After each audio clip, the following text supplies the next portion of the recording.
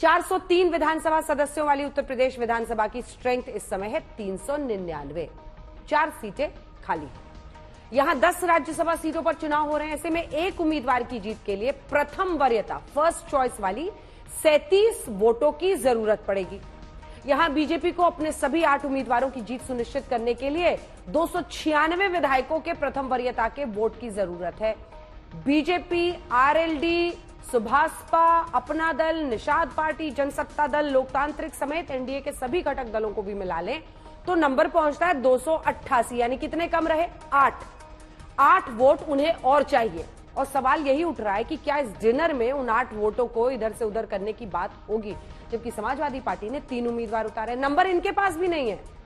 राज्यसभा चुनाव में 3 उम्मीदवार उतारे हैं। 37 के हिसाब से उन्हें चाहिए 111। समाजवादी पार्टी के 2 विधायक जेल में हैं। 2 कांग्रेस के समर्थन के साथ उनकी संख्या पहुंच रही है 108। यानी यहां भी 3 वोट कम है। ऐसे में एक एक वोट का जुगाड़ में बीजेपी और समाजवादी पार्टी दोनों लगे हुए हैं। ऐसे में दोनों की कैलकुलेशंस क्या है, स्पेशल रिपोर्ट देखिए।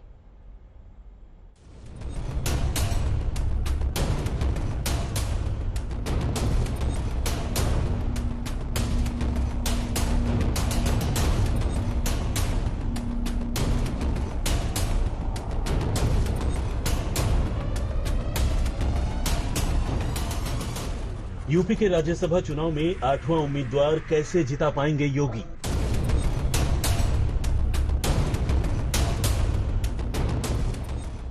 तीसरे उम्मीदवार के लिए अखिलेश के पास कौन सी कैलकुलेशन है?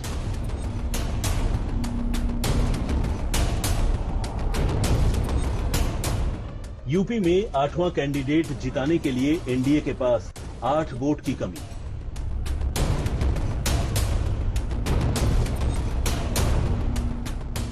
तीसरा उम्मीदवार जिताने के लिए समाजवादी पार्टी के पास 3 वोट कम।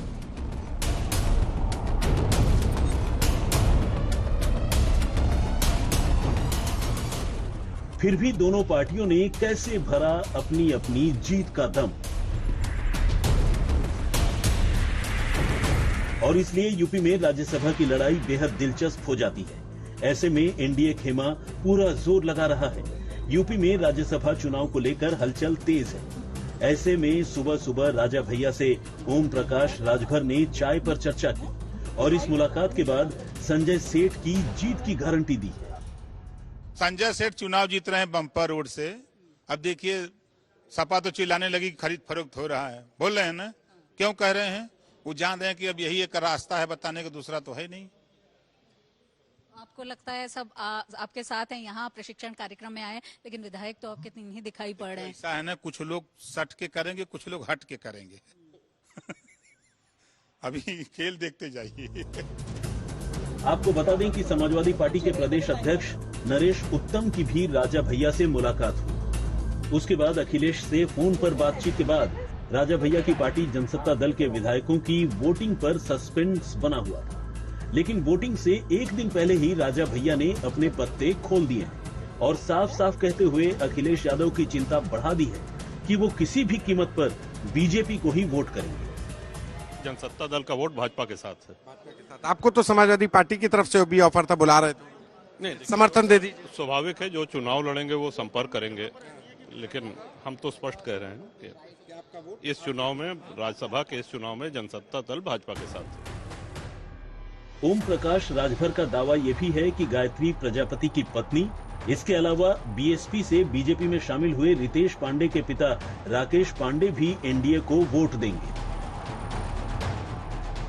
बीजेपी, आरएलडी, सुहेलदेव समाज पार्टी, अपना दल, निषाद पार्टी, जनसत्ता दल, लोकतांत्रिक समेत एनडीए के सभी घटक दलों को जोड़कर बीजेपी के पास 288 वोट हैं, जबकि 8 उम्मीदवारों को जीत दिलाने के लिए 296 विधायकों की जरूरत है, यानी 8 वोट कम है। आरएलडी के विधायक बोल रहे हैं कि सभी 9 विधायक एनडीए को वोट करेंगे। हम लोग एनडीए के साथ वोट करेंगे। जिस कैंडिडेट के लिए वो हमको आवंटन करेंगे, उस कैंडिडेट को हम वोट देने का काम करेंगे। इस बात में आपके जो अपने विधायक हैं आरएलडी के, वो उसी अनुशासन से काम करेंगे जिस क्रम में जिनका वो सब एनडीए के साथ वोट करेंगे, एक तरफ एक साथ वोट करेंगे, उसमें कोई भेदभाव, कहीं कोई कोताही नहीं। देखिए अभी तक हम समाजवादी पार्टी के साथ थे। निश्चित ही है जब हम लोग वहां से टूटकर एनडीए में आए तो वो क्या आरोप लगाएंगे ये तो आप उनसे ही पूछिए। लेकिन हम लोग अभी यहाँ प्रशिक्षण कार्यक्रम चल रहा है कल के चुनाव के लिए, उसे लेकर सब लोग आश्वस्त हैं और उन्होंने जिस तरीके से सारे विधायकों को ट्रेनिंग दी है उस हिसाब से कल जो वोटिंग होगी उसमें 100% हम एनडीए के साथ रहेंगे, एनडीए को वोट करेंगे सारे 9 के 9 विधायक। नहीं, हमारी पार्टी का निर्णय है, पार्टी सुप्रीमो चौधरी जयंत सिंह जी का आदेश है और उस आदेश के तहत जो है राष्ट्रीय लोकदल के सभी 9 विधायक जो है एनडीए के पक्ष में मतदान कर रहे हैं। अगर बात समाजवादी पार्टी की करें तो राज्यसभा में एक प्रत्याशी को जिताने के लिए 37 विधायकों के मतों की जरूरत है। समाजवादी को अपने तीनों प्रत्याशी जिताने के लिए 111 विधायकों के मतों की जरूरत है। उनके पास 108 विधायक हैं। इनमें से 2 विधायक जेल में हैं और कांग्रेस के 2 विधायकों के वोट मिलने के बावजूद उसे 3 और विधायकों के वोटों की जरूरत पड़ेगी। इसलिए समाजवादी पार्टी एक-एक वोट जोड़ने में जुटी है। जेल में बंद इरफान सोलंकी वोटिंग नहीं कर पाएंगे क्योंकि कोर्ट ने उन्हें आगामी राज्यसभा चुनाव में वोट करने से रोक दिया है।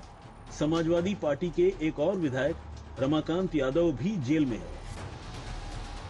पल्लवी पटेल जैसे कुछ नेताओं की नाराजगी के चलते भी समाजवादी पार्टी की राह आसान नहीं दिख रही। समाजवादी पार्टी के साथ समस्या ये है कि अखिलेश जी इस विषय को नहीं समझ पा रहे हैं कि उन्होंने जो खुद कहा था वो अपनी बात से पीछे हट गए।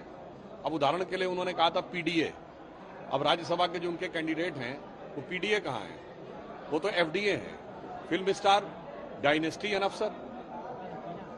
अब बताइए उन्होंने बनारस में कैंडिडेट विड्रॉ कर लिया, किसको विड्रॉ किया? पिछड़े को विड्रॉ किया कांग्रेस के समर्थन के लिए। तो समस्या क्या है कि कथनी और करनी में अंतर होने की वजह से वो समस्या हो जाती है। तो मुझे लगता है कि उनको अपने बारे में विचार करना चाहिए बजाय प्रतिक्रिया देने के। राज्यसभा की चुनावी लड़ाई में चुनौती को देखते हुए समाजवादी पार्टी के तीनों प्रत्याशियों के लिए समान विधायक तय किए हैं। सभी के कोटे में 37 विधायक दिए गए हैं। समाजवादी पार्टी सभी प्रत्याशियों को पहली वरीयता बता रही है। समाजवादी पार्टी की कोशिश है कि प्रत्याशियों को लेकर नाराजगी से क्रॉस वोटिंग के खतरे को टाला जा सके। समाजवादी पार्टी ने जिस तरह से पुनः जया बच्चन जी को राज्यसभा जाने का अवसर दिया है, यह इस बात का सबूत है कि समाजवादी पार्टी सदैव आधी आबादी को प्रतिनिधित्व का मौका देती है और जया बच्चन जी का राज्यसभा नामांकन यह साबित करता है कि समाजवादी पार्टी सिर्फ पीडीए की बात ही नहीं करती, पीडीए को लेकर के भी चलती है। और राज्यसभा चुनाव में वोटिंग करने का एक तरीका है। राज्यसभा चुनाव कोई गुप्त मतदान नहीं होता और न ही इसमें ईवीएम का प्रयोग होता है। यहाँ हर उम्मीदवार के नाम के आगे 1 से 4 तक का नंबर लिखा होता है। विधायकों को वरीयता के आधार पर राज्यसभा कैंडिडेट के नाम से उस पर निशान लगाना होता है। एक विधायक एक ही बार वोट दे सकता है। विधायक प्राथमिकता के आधार पर वोट देते हैं। उनको बताना होता है कि उनकी पहली पसंद कौन है और दूसरी कौन। पहली पसंद के वोट जिसे मिलेंगे उसे जीता माना जाता है। लखनऊ से संतोष शर्मा, शिल्पी सेन के साथ कुमार अभिषेक, आज तक।